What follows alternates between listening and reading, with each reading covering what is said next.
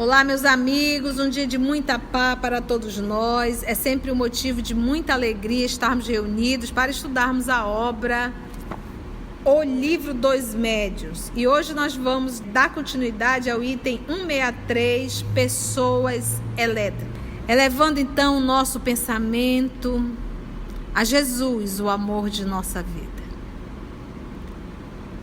Te agradecemos, divino amigo, por mais essa oportunidade que o Senhor nos dá de estarmos juntos, reunidos em Teu nome, para estudarmos a obra espírita, o Livro dos Médiuns.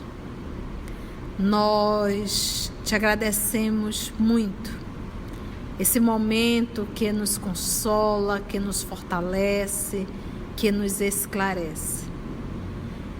Mas é imprescindível, Senhor, a Tua presença através dos nossos amigos espirituais, para que possam, sim, mais uma vez, nos inspirar e nos conduzir. Porque é em Teu nome, Senhor, que todos nós aqui nos encontramos. Que assim seja. Vamos lá, então? Pessoas elétricas. Esse aqui é um estudo, a gente não escuta muito falar, mas eu fiz um diálogo com uma senhora e ela assim meio desesperada, porque da mão dela, ela desliga a luz do quarto e o esposo chega a ver, sai como se fossem raios das pontas do dedo dela. E algumas vezes ela vai pegar o netinho diz: ai, vó, tá dando choque. Imagina, ela fica coitada assim, diz: ai, meu Deus, onde é que eu vou colocar minhas mãos agora? E ela me pergunta: o que eu faço com isso, né? O que é isso? Ela já chegou, o carro automático, olha o perigo, o carro dela automático, simplesmente ela ligar o carro e o carro acelerar de uma forma e o carro vai, e ela tentar segurar com freio de mão e assim ela já passou hoje em dia ela já não mais dirige carro automático. Ela passou isso por 2 vezes, levou o carro para avaliar, o carro não tinha absolutamente nada, então algo assim muito complexo. E quando eu estava estudando isso aqui, eu mandei isso aqui para ela é espírita, digo: olha, leia isso daqui que eu acho que você ainda não leu, aí você vai entender um pouquinho do que acontece. Não é mediúnico, é um fenômeno anímico, porque é da própria alma do médium. Como diz até o professor Allan Kardec, isso aqui ainda estava ainda na época em estudo, ainda não se sabe muito bem para que isso deve ser utilizado. O professor Allan Kardec vai dizer que talvez possa ser utilizado muito para efeitos físicos, né? Mas que tem que ser avaliado realmente. Então, o esposo fica impressionado. É constante não, mas tem dias que isso acontece, né? Parece ser aquela bruxinha saindo aquelas luzezinhas, tipo laser mesmo, das suas mãos, tá bom? Pessoas elétricas, 163. Ao que parece, é nessa categoria de médiuns que se deviam incluir as pessoas dotadas de certa dose de eletricidade natural. Você nunca, uma vez, isso também não é comum, mas a gente estava numa palestra pública e veio uma moça de lá, que eu sei que é médium, e veio me cumprimentar. E quando nós nos tocamos, tadinha, ela pegou um choque tão grande. Credo, tia! Eu digo: desculpa, foi involuntário.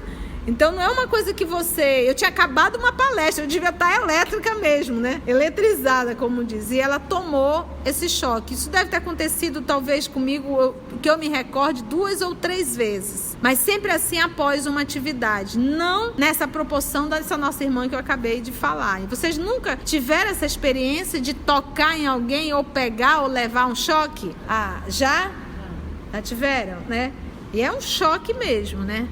Então, olha só, as pessoas dotadas de certa dose de eletricidade natural, é dela, verdadeiros torpedos humanos, imagina, a produzirem por simples contato todos os efeitos de atração e repulsão, que a pessoa chega a dar um pinote para trás mesmo. Seria equívoco, porém, considerá-las médium, porque a verdadeira mediunidade supõe a intervenção direta de um espírito, e não tem, é uma faculdade o quê? Anímica, porque é da própria alma dela. Ora, no caso de que falamos, experiências concludentes têm provado que a eletricidade é o único agente desses fenômenos. Esta estranha faculdade, que quase se poderia considerar uma enfermidade, pode às vezes estar aliada à mediunidade, como se verifica na história do, abre aspas, espírito batedor de Berkzaber. Lembra que está lá no Revista Espírita, né? Embora, muitas vezes, seja completamente independente de qualquer faculdade mediúnica. Conforme já dissemos, a única prova da intervenção dos espíritos é o caráter inteligente das manifestações. Então, sair choquinho ou dar choque, tem alguma manifestação inteligente? Não. Então, logo, eu não posso dizer que seria uma mediunidade. Desde que este caráter não exista, a inteligência, estamos autorizados a atribuí-la a causas puramente físicas, né? Dele, física. Então, não é um fenômeno mediúnico. Entendeu? Porque não está caracterizado nenhuma comunicação de uma inteligência extracorpórea. Não é uma comunicação, não existe inteligência. A questão é saber se as pessoas elétricas estarão mais aptas do que quaisquer outras a se tornarem médios de efeitos físicos. Acreditamos que sim, mas só a experiência poderia demonstrar, ok? Ficou claro? Ficou compreensível? Tá ok? Médios sensitivos ou impressionáveis. 164. Assim são denominadas as pessoas capazes de sentir a presença dos espíritos por meio de uma vaga impressão, uma espécie de leve atrito, de discreto arrepio sobre todos os seus membros, sensação que elas não podem explicar. Esta variedade não apresenta caráter bem definido. Todos os médios são necessariamente impressionáveis, de forma que a impressionabilidade é mais uma qualidade geral do que especial. É a faculdade rudimentar, indispensável ao desenvolvimento de todas as outras. É o início de tudo. Essa sensibilidade, essa percepção, né? Essa sensação de que algo está se aproximando, apesar de que muitos de nós às vezes nos autossugestionamos. Temos que ter um pouco de cuidado. Difere da impressionabilidade puramente física e nervosa, né? Aquela pessoa, por exemplo, eu te levo para ver um filme de terror. Aí você sai de lá o quê? Impressionado. Qualquer hora o bicho-papão vai aparecer. O Jason vai aparecer. Olha como eu sou antiga, gente. Ninguém vai nem saber quem é o Jason. Só nós acima de 45, né? Então, a gente fica o quê? Impressionada. Então, você assiste um filme de terror, você lê um livro de André Luiz, né? Libertação, né? Tem momento bem complexo, Memória de um Suicida, né? Aí a criatura lê e ela fica o quê? Impressionada. Difere da, como ele coloca aqui, a sensibilidade, mas é o sensitivo, né? Essa percepção sensitiva, ok, gente? Com a qual não deve ser confundida, pelo fato de haver pessoas que, mesmo não tendo nervos delicados, sentem mais ou menos o efeito da presença dos espíritos, ao passo que outras, irritáveis em demasia, não os pressentem de modo algum. Essa faculdade se desenvolve pelo hábito. Então, você pode desenvolver. Muito claro, obra Paulo Estevão e obra há 2000 anos. Eu sempre vou tocar nesse assunto. Paulo, quando mandou, Saulo de Tarso, quando mandou apedrejar Estevão, Jesus se fez presente no momento e Paulo não sentiu nenhum arrepio. Estevão viu Jesus. E Jesus olhava frente a frente para Saulo de Tarso em espírito, Jesus. E Saulo não percebeu nada, é indiferente. Ao decorrer da obra, à medida que ele foi se moralizando, foi se espiritualizando, ele foi desenvolvendo essa percepção intuitiva. Ele sentia a presença dos espíritos, sentia a presença de Estevão, sentia a presença de Abigail. Então, isso sim é uma faculdade que a gente pode vir a desenvolver. Bom.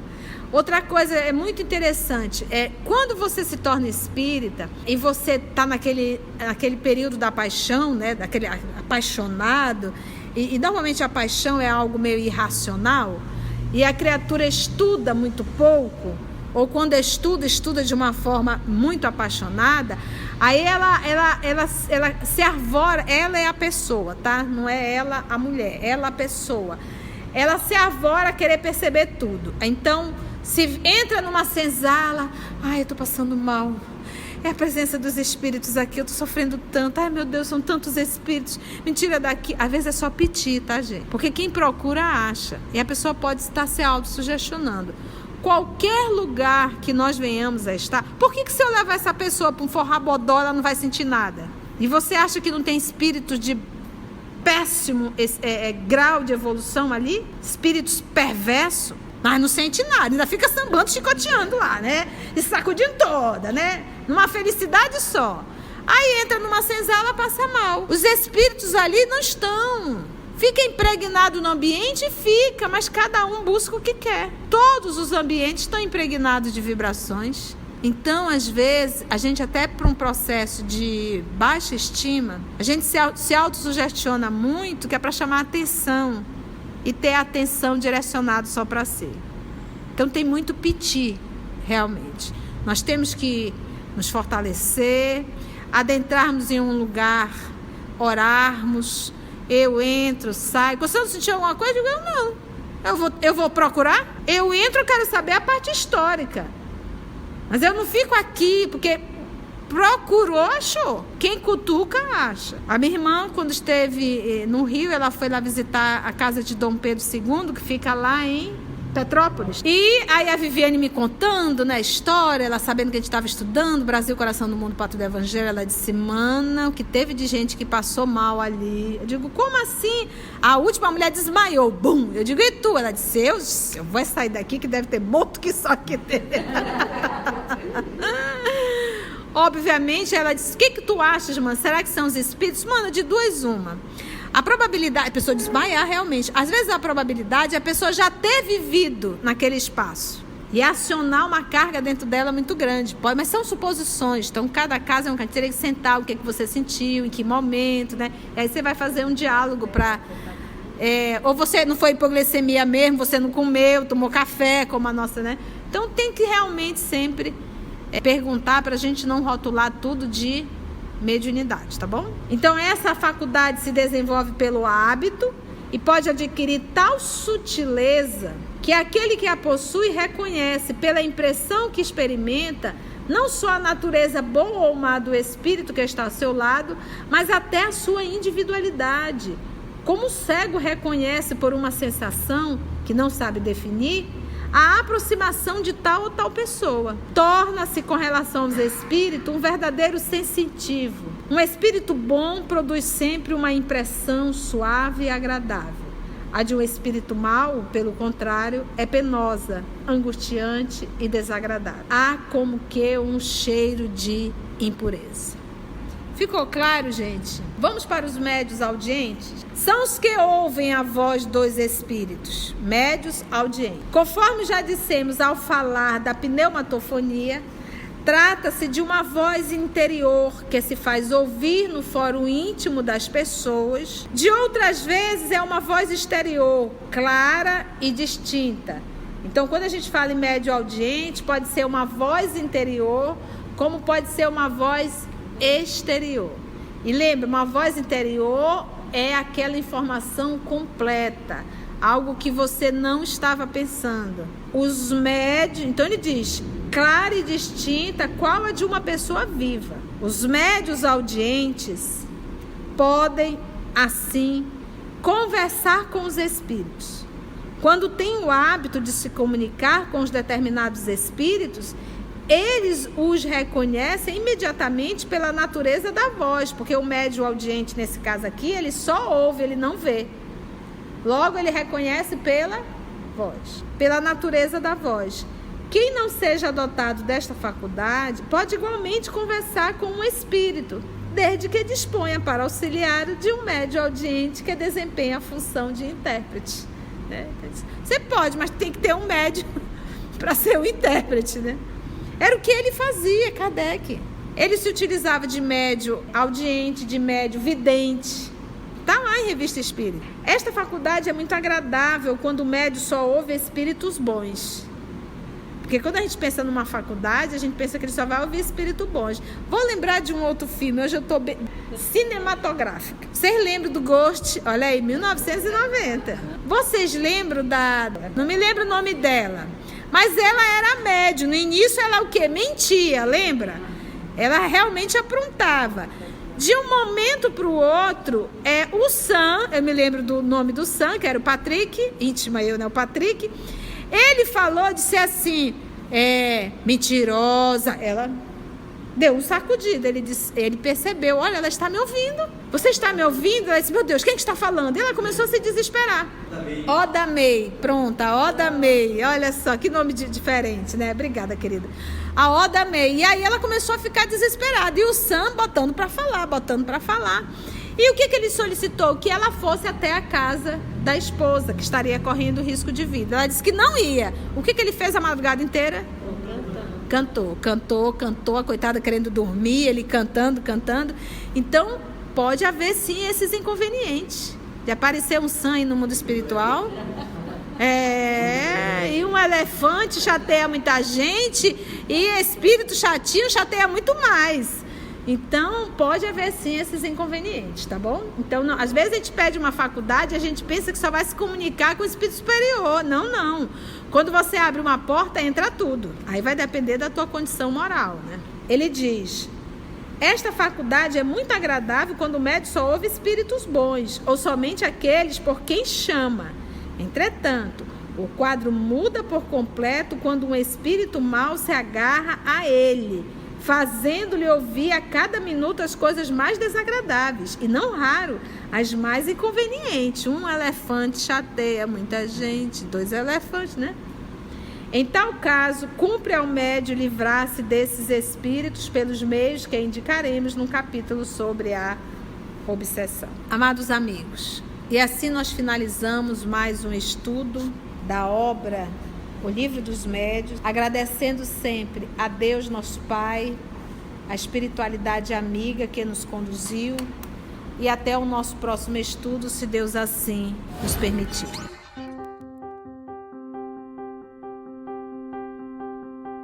O trabalho do Cristo, ele é sempre coletivo, ele não é individual, não está centralizado sobre a cabeça de um. Somos o EOS, esse grupo que Jesus foi construindo ao longo dos anos, e estamos nós aqui estudando e tendo a alegria de poder compartilhar com todos vocês.